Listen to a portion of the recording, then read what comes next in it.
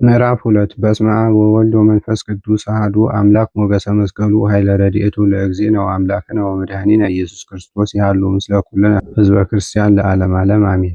ዘጠነኛም የተቀስፎ ዘባንን ነገር እንናገራለን። ተቀስፎ ዘባን ማለት ምን ማለት ነው ቢሉ ጀርባውን እንደ በሬ መገረፍ ነው። ይህስ እንዴት ነው ቢሉ አይሁድ ጌታችንን አስረው አቁመው እነርሱ ግንድ አጋድመው እሳት አንድደው ተቀምጠው እየሞቁ ምክንያተ ሞቱን ይመክሩ ጀመር። ምን ብለው ይመክሩበት ነበር ቢሉ እኩሉ ገድለን በገደል በባህር በእሳት እንጣለው ብለው መከሩበት። እኩሉም ይህማ እንዴት ይሆናል? ብቻችንንስ ይዘነው ቢሆን ልባችን የተመኘውን አፋችን የተናገረውን እናደርግ ነበር። ከብዙ ሰው ጋር ይዘነዋልና ትናንት የያዛችሁት የነበረው እስረኛ ወዴት ወሰዳችሁት ብሎ የተሾመ ሹም ነገ ቢጠይቀን ምን እንመልሳለን? ይልቁንስ አባይ ከሳሽ አስከስሰን ሐሰተኛ ምስክር አስመስክረን እንግደለው ብለው መከሩበት። ምክር በዚህ ተቆረጠላቸው። ከዚህ በኋላ አይሁድ ለጲላጦስ ኃይለኛ ወረኛ በደለኛ ሰው ይዘናልና ጉባኤ ስራልን፣ ሸንጎ ውጣልን ብለው ላኩበት። ጲላጦስም አዋጅ ነግሮ አራቱን አዛዦች፣ አራቱን ሊቃውንት፣ አራቱን እግረ ዛቁኔ የቀረውን የሀገሩን ሽማግሌ ሰብስቦ በነግህ ጉባኤ ሰራላቸው፣ ሸንጎ ገባላቸው።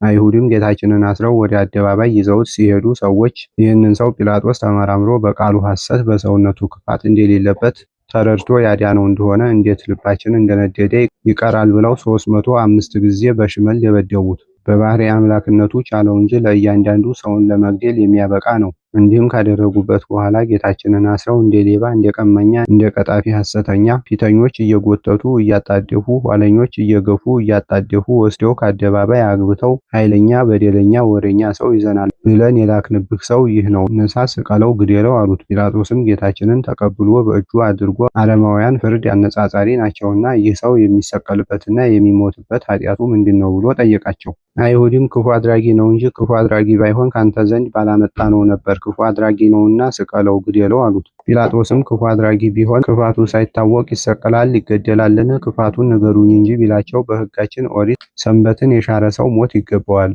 አሁንም ይህ ሰው ሰንበትን ሻሪ ነው፣ የእግዚአብሔርም ወገን አይደለምና ስቀለው፣ ግደለው አሉት። ጲላጦስም ይህ ሰው ሰንበትን የሻረበት ምክንያቱ ምንድነው ቢላቸው በሰንበት ሙት አነሳ፣ ድውይ ፈወሰ፣ ለምጽ አነጻ፣ ዕውር አበራ፣ አንካሳ አረታ፣ አባይን ሲረቱ በወንድሙ በአባቱ እንዲሉ እነሆ መጻጉዕ ታውቅብናለህ፣ በሰንበት እንደፈወሰህ አሉት። ያም መጻጉዕ ከተቀመጠበት ብድግ ብሎ ተነስቶ አዎን 38 ዘመን በደዌ ተይዤ ተቀምጬ በአልጋ ላይ እንደ እንጨት ደርቄ እንደ ትኋን ተጣብቄ እኖር ነበር፣ በሰንበትም ፈወሰኝ፣ ደግሞም የመጣሁበትን አልጋ አሸክሞ ከቤቴ ሰደደኝ ብሎ ከአይሁድ ጋር ሴራው እንዳይቀርበት የጌታችንን ፊት ጸፍቶ መሰከረበት። የጌታችንን ፊት የጸፋበት እጁ ወዲያውኑ ሰለለ፣ ደረቀ። በሲኦልም በአካለ ነፍስ እንደ ጧፍ ሲቃጠል ሲነድ ይኖራል። ጲላጦስም አይሁድን ድውይ ፈወሰ፣ ሙት አነሳ፣ ለምጽ አነጻ፣ ዕውር አበራ፣ አንካሳ አረታ ብላችሁ ይሙት ካላችሁ እስኪ እናንተ ፍረዱ አላቸው። ሊቃውንቱም አዛዦቹም መማክርቱም እግረ ዛቁኒውም ሕሊናቸው ልቦናቸው በሐጸ ቅናት ተነድፏልና አዎን ሞት ይገባዋል እያሉ ፈረዱ። እንዲህ ሲፈርዱ በመጨረሻ ፍርዱን የሚቆርጥ ጲላጦስ ነውና ከጲላጦስ ደረሰ።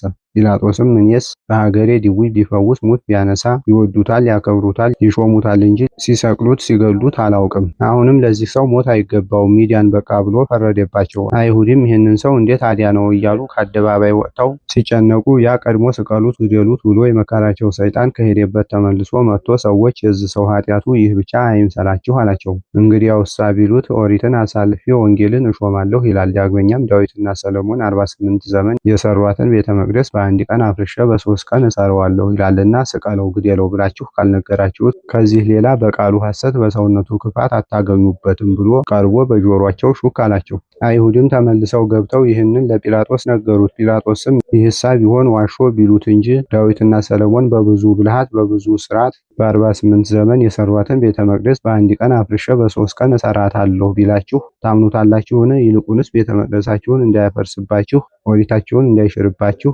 ጠብቁት። ባይሆንም ኦሪትን ከሻረ ቤተ መቅደስን ካፈረሳት በኋላ ይሙት በቃ አላቸው። አይሁድም ከአደባባይ ወጥተው ይህንን ሰው እንዴት አድያነው እያሉ ሲጨነቁ ያ ሰይጣን ከሄደበት ተመልሶ መጥቶ እናንተ ሰዎች የዚህ ሰው ኃጢአቱ ይህ ብቻ አይምሰላችሁ አላቸው።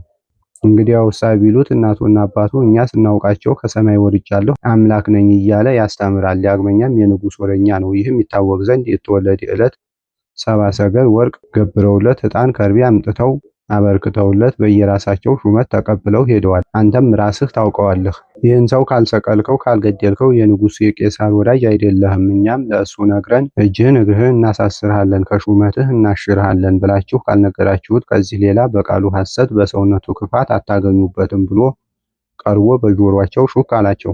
አይሁድም ተመልሰው ገብተው ይህንን ለጲላጦስ ነገሩት። ጲላጦስም ቢቸግረው አይሁድን አስገልሎ ጌታን ለብቻው ይዞ መረመረው። ምን ብሎ መረመረው ቢሉ ወንድሜ እኔ አድንሃለሁ ብዬ እስካሁን ድረስ ብል አልሆንልኝ አለ። እኒህ ክፉዎች ይህንን ያህል የሚያሳጡህ፣ የሚያክፋፉህ፣ የሚያሰቅሉህ ምን አድርገሃቸዋል? ኃጢአትህስ ምንድነው? ንገረኝ አለው። ጌታም ሞቱን ያውቃልና ዝም አለ፣ አልመለሰለትም። ስለምን ዝም አለ ቢሉ ዋጋ የሚያሰጥ ክብር የሚያስቀብል መከራ ቢመጣባችሁ፣ ደዌ ቢወርቅባችሁ በአኮቴተ እግዚአብሔር ተቀበሉት እንጂ አትመረሩት ሲል ዝም አለ። ጲላጦስም እኔ በነገሩ አልነበርኩ፣ በምክሩ አልተጨመርሁ። ያስያዙህ የበደሉህ የእናትህ ዘመዶች ናቸው። ይልቁንስ ብገድልህም ባድንህም ስልጣኑ የኔ ነውና ዛሬ ኃጢአትህን ንገረኝ አለው። ንጉሥ በመንግስቱ ጎልማሳ በሚስቱ ቢገቡበት እንደማይችሉ ጌታም ሁሉን ቢችል ቢታገስ በአምላክነቱ ቢገቡበት አይችልምና ይህማ ከባህሪ አባቴ ከአብ ከባህሪ ሕይወቴ ከመንፈስ ቅዱስ ከእኔ ካልተሰጠህ ለአንተ ለፍጡሩ መግደል ማዳን እንዴት ይቻላል? አለው። ጲላጦስም ከዚህ በኋላ በል አሁን በተናገርክበት ቃልህ ንገረኝ አለው። ጌታም ምን እኔ እነግርሃለሁ? ቀድሞ አዳም ስቶ ዕፀ በለስን በልቶ ገሃነመ እሳት ቢወርድ እኔ ስለ እርሱ ስለ አዳም ሰው ሆንኩ ሥጋ ለበስኩ አለው።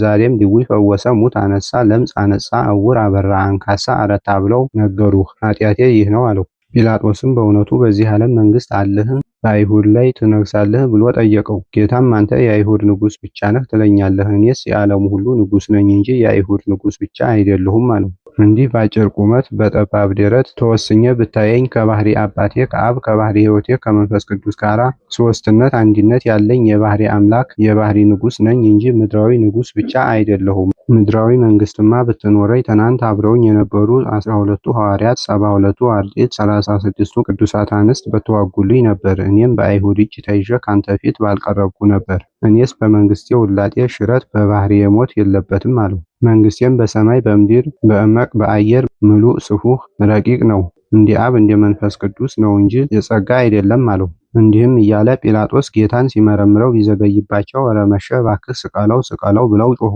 ጲላጦስም አይሁድን ኑ ብሎ አስጠርቶ እኔስ በዚህ ሰው በቃሉ ሐሰት በሰውነቱ ክፋት አላገኘሁበትምና እባካችሁ ተዉት አላቸው። ክቡር ዳዊትም ወአልቦ ዓመፃ በአፉሁ እንዳለ አይሁድም ይህን ሰው ካዳንከው የቄሳር ወዳጅ አለመሆንህ ነው። እኛም ለእሱ ነግረን እጅህን እግርህን እናሳስርሃለን፣ ከሹመትህ እናሽርሃለን አሉት።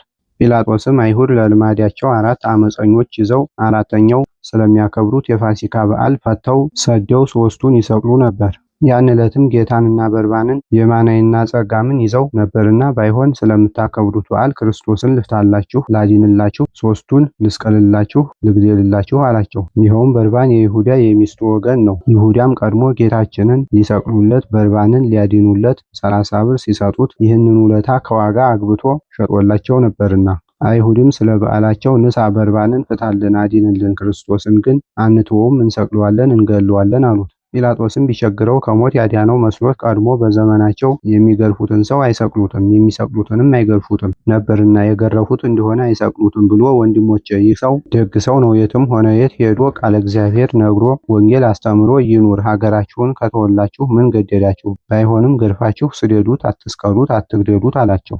አይሁድም ግረፉት ብሎ በሰጣቸው ጊዜ በልባቸው እንሰቅለዋለን እንገለዋለን ብለው አስበው ጲላጦስን እሺ ግርፋቱን እዘዝልን አሉት። ጲላጦስም ሕጋችሁ ኦሪት አመፀኛ ሰው ምን ያህል ትገረፍ ትላለች ቢላቸው ኦሪታችንስ 41 ጊዜ ግረፉት ትላለች፣ ግን አይበቃውም አሉት። ጲላጦስም ለሱ ብላችሁ ሕግን ታፈርሳላችሁን? ያንኑ የታዘዘውን ገርፋችሁ ስደዱት በቃ ብሎ ፈረደባቸው። አይሁድም እሺ ብለው ጌታችንን በእጃቸው አገቡ። ዮሐንስ ወልደ ነጎድጓድም ከጊዜ ንዋም እስከ ነግህ ድረስ ጌታችን ሲቀበለው ያደረውን ስቃይና መከራ ሲያይ አድሮ ነበር፣ አልተለየውም ነበርና እንግዲህ ወዲህ ፍርድ ከጠፋ እኔንም ጨምረው ይሰቅሉኛል ይገሉኛል ብሎ ፈቀቅ ብሎ ቆሞ እንዴት ጌታችንን ፈጣሪያችንን ኃጢአት ክፋት ሳይኖርበት ይሰቅሉታል ይገሉታል ብሎ ያለቅስ ጀመር። ጲላጦስም ሎሌውን ጠርቶ በኩስኩስት በረዋት ውሃ አስመጥቶ እጁን ታጥቦ ይህ ጻድቅ ሰው ከታዘዘው ትእዛዝ አልፋችሁ ብትገርፉት፣ ብትሰቅሉት፣ ብትገሉት በእጄ ዕድፍ እንደሌለ እኔም ከዚህ ሰው ደም ልጁ ነኝ ንጹሕ ነኝ ብሎ ተናገረ። ከዚህ በኋላ አይሁድ የዚህ ሰው ደም በእኛ በልጆቻችን በልጅ ልጃችን ይሁንብን ይውረድብን ብለው ተቀበሉት። ይህም ይታወቅ ዘንድ ዛሬ የፈላሾች ልጆች ሲወለዱ ክርስቶስን የሰቀልን የገደልን እኛ ነን ሲሉ ወንዶች ደም ጨብጠው ይወለዳሉ፣ ሴቶችም ማኅተመ ድንግልና የላቸውም። ከዚህ በኋላ አይሁድ ጌታችንን ከአደባባይ አውጥተው አማሊት፣ ግንቦኛ፣ አዝማሪ አስጠርተው አስመጥተው እያሰደቡ ጽሕሙን 80 ጊዜ ነጩት። ይኸውም ጌታችን ሲቀበለው ያደረው መከራ፣ ደሙ የወረደበት የጎረፈበት፣ አካሉ የተላጠው 366 ነው። ስጋው እየተቆረሰ ከምድር የወደቀው 76 ነው። የቀረው ግን ያበጠው የበለዘው እንደ ሰማይ ኮከብ ነው እንጂ ስፍር ቁጥር የለውም። ከዚህ በኋላ አይሁድ የጌታችንን ጫማውን፣ ልባንጃውን፣ እጀ ጠባቡን፣ ቀሚሱን፣ መጎናጸፊያውን ገፈው፣ ኮፌቱን፣ መጠምጠሚያውን አውርደው፣ ዘንጉን፣ መነሳንሱን አውልቀው ልብሱን አስጣሉት።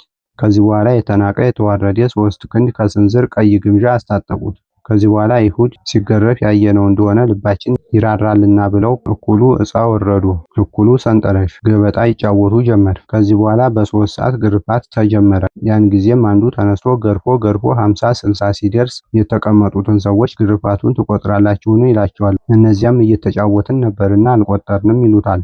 እሱም እኔ እገርፋለሁ ወይስ እቆጥራለሁ? ቢሻችሁ ግረፉት፣ ቢሻችሁ ተዉት ብሎ ይቀመጣል።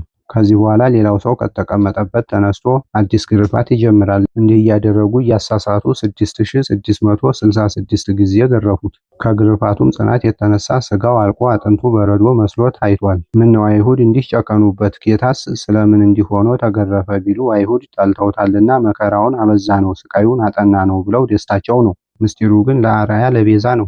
ሳህሉ ወምሕረቱ ለእግዚእነ ወአምላክነ ወመድኃኒነ ኢየሱስ ክርስቶስ ይሃሉ ምስለ ኩልነ ህዝበ ክርስቲያን ለዓለመ ዓለም አሜን።